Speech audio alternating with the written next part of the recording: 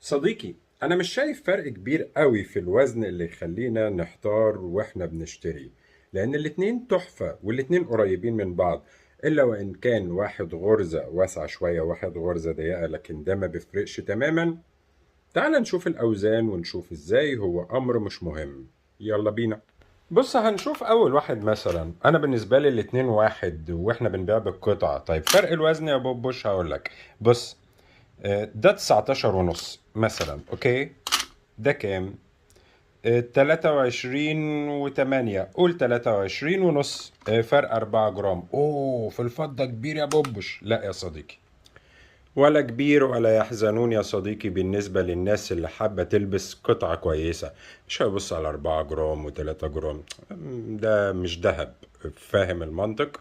وخاصة ان هما الاتنين في المقاس، في الطول، في كل حاجة واحد. فيهم بس